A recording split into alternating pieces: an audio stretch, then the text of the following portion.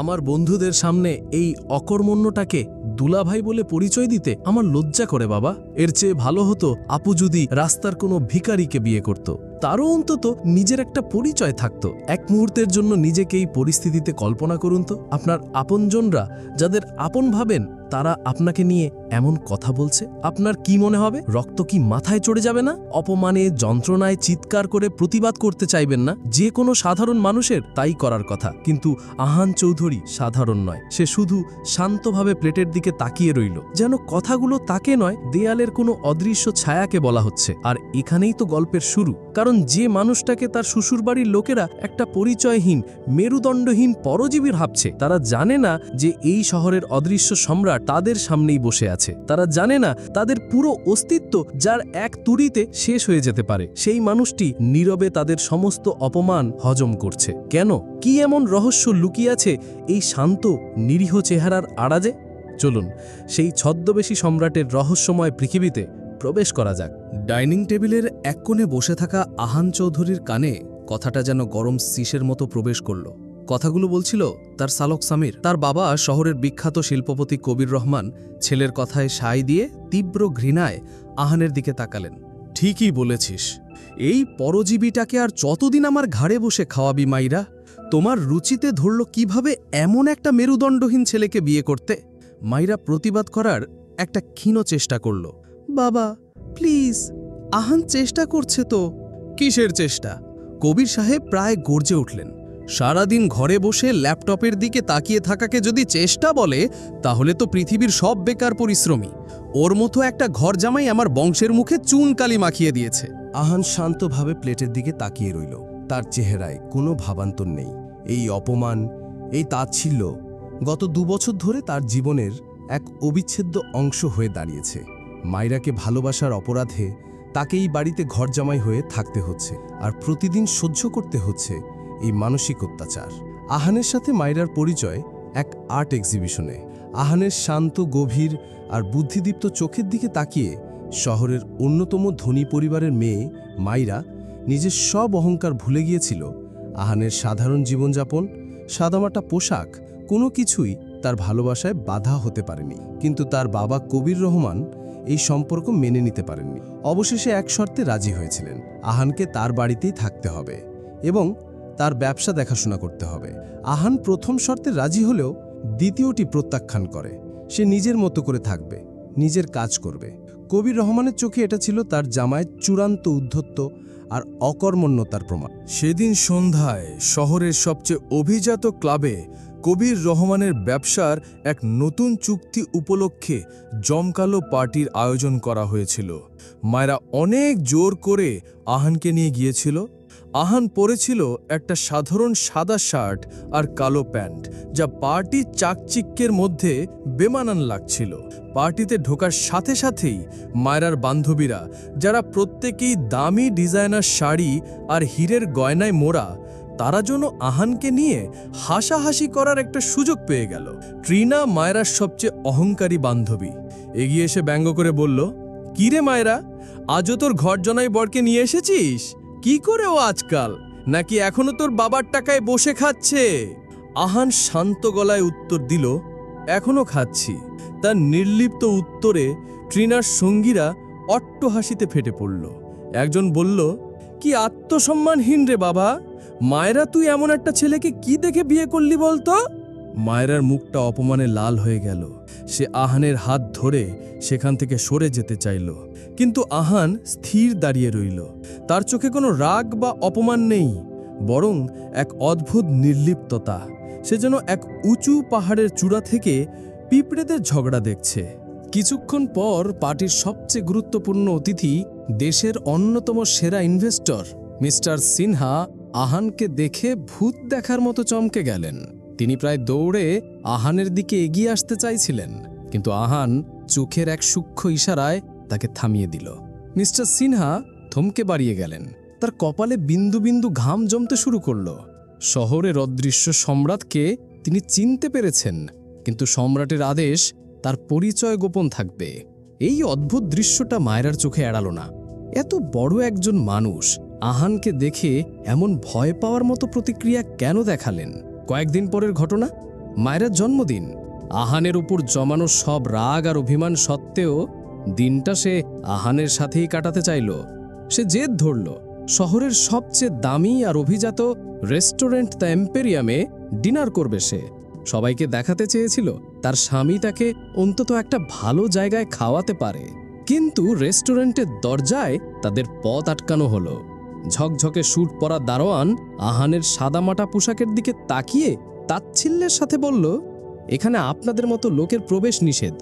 মায়েরা রেগে গিয়ে বলল, মানে কি?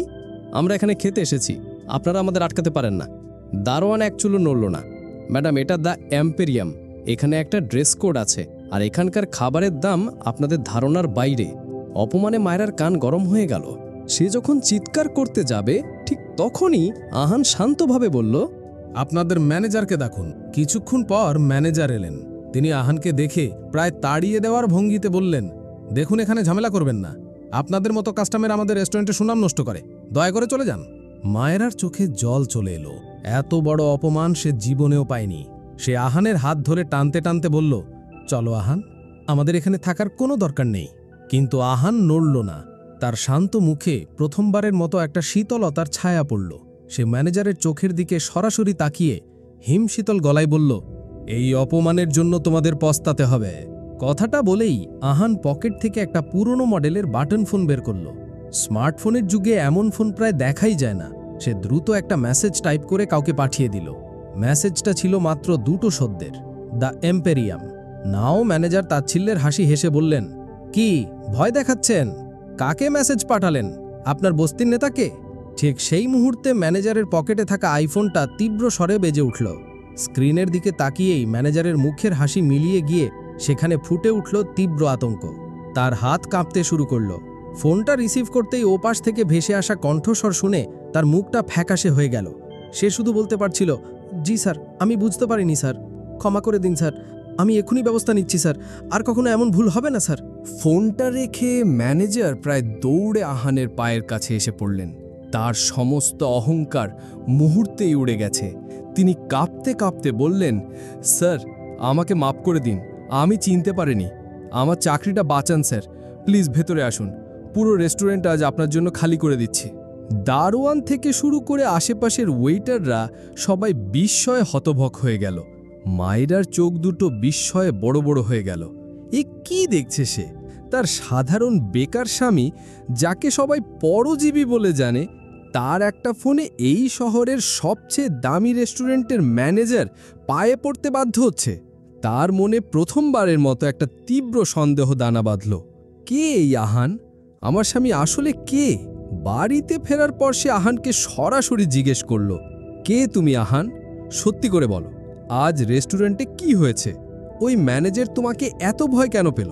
আহান শুধু শান্তভাবে হাসল। বলেছিলাম না, আমার এক পুরনো পরিচিত, তাকেই জানিয়েছিলাম।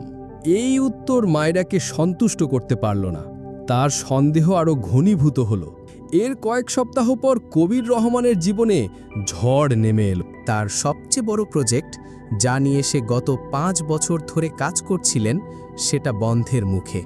শহরের সবচেয়ে শক্তিশালী এবং রহস্যময় কর্পোরেশন এপেক্স গ্রুপের সাথে তার একটা চুক্তি হওয়ার কথা ছিল, কিন্তু এপেক্স গ্রুপ শেষ মুহূর্তে চুক্তিটা বাতিল করে দিয়েছে।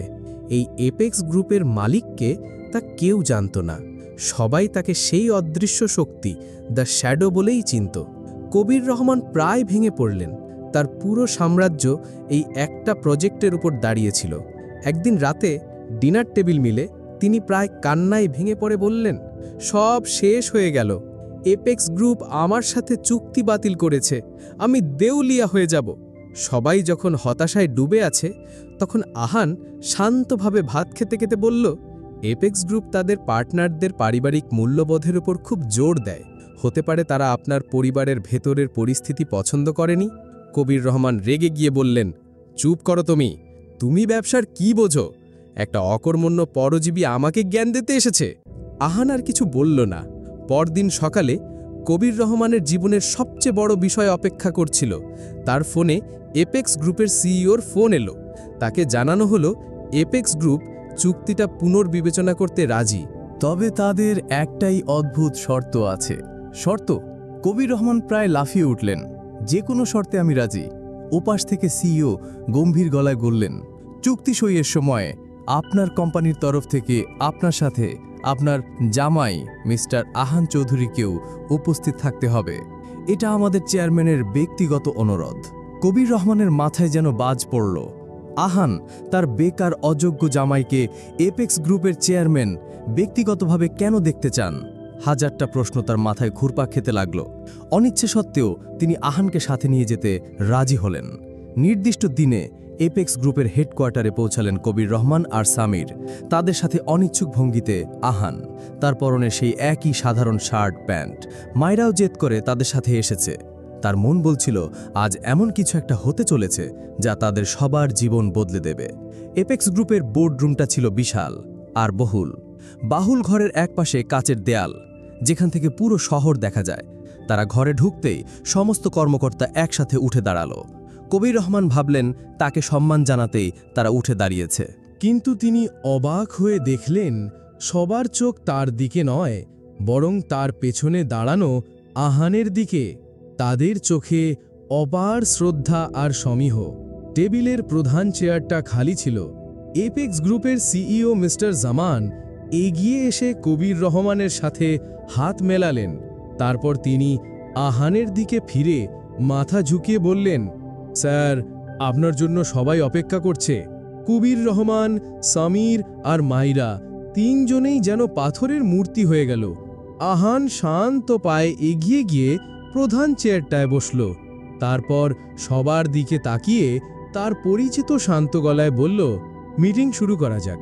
মিস্টার জামান কবির রহমানের দিকে ফিরে মৃদু হেসে বললেন, মিস্টার কবির রহমান, আপনার সাথে পরিচয় করিয়ে দেওয়া। ইনি হলেন এপেক্স গ্রুপের প্রতিষ্ঠাতা এবং চেয়ারম্যান, এই শহরের অদৃশ্য শক্তি। আপনাদের দি শ্যাডো মিস্টার আহান চৌধুরী। একটা পিন পড়লেও হয়তো শব্দ শোনা যেত। কবির রহমান আর সামিরের মুখ ভয়ে আর বিস্ময়ে সাদা হয়ে গেছিল। তাদের পায়ের নিচের মাটি যেন সরে যাচ্ছিল। যে মানুষটাকে তারা গত 2 বছর ধরে একটা পরজীবী, অকর্মণ্য আর মেরুদণ্ডহীন বলে অপমান করে এসেছে, সেই এই শহরের সবচেয়ে ক্ষমতাবান ব্যক্তি। মাইরার চোখ দিয়ে জল গড়িয়ে পড়ল, কিন্তু এ জল অপমানের নয়, বিস্ময় আর ভালোবাসার। তার সব প্রশ্নের উত্তর সে আজ পেয়ে গেছে। আহান আসলে কোনো সাধারণ মানুষ নয়, সে এক ছদ্মবেশী সম্রাট। আহান তার চেয়ার থেকে উঠে মাইরার সামনে এসে দাঁড়ালো। তার চোখে সে চিরচেনা ভালোবাসা। সে মাইরার হাত ধরে মৃদুস্বরে বলল, আমি শুধু জানতে চেয়েছিলাম আমার ক্ষমতার পরিচয়ের বাইরে কেউ আমাকে ভালোবাসতে পারে কিনা। তুমি পেরেছ মাইরা, আর তোমার ভালোবাসার জন্য আমি এই সাধারণ জীবনটাকেই বেছে নিয়েছিলাম। কবির রহমান আর সামির তখন কাঁপতে কাঁপতে আহানের কাছে ক্ষমা চাইছে, কিন্তু আহানের সেদিকে কোনো মনোযোগ নেই। তার সমস্ত মনোযোগ তখন তার স্ত্রীর দিকে। সেদিন থেকে শহরের অদৃশ্য সম্রাটের পরিচয় আর গোপন রইল না। কিন্তু আহান চৌধুরীর জীবনে কোনো পরিবর্তন আসলো না। সে তখনও তার শ্বশুর বাড়িতেই থাকত, তবে এখন আর ঘর জামাই হিসেবে নয়, বরং সেই বাড়ির মুকুটহীন সম্রাট হিসেবে। গল্পটি কেমন লেগেছে অবশ্যই কমেন্ট করে জানাবেন। এরকম আরও গল্প শুনতে আমাদের চ্যানেলটি সাবস্ক্রাইব করবেন। ধন্যবাদ।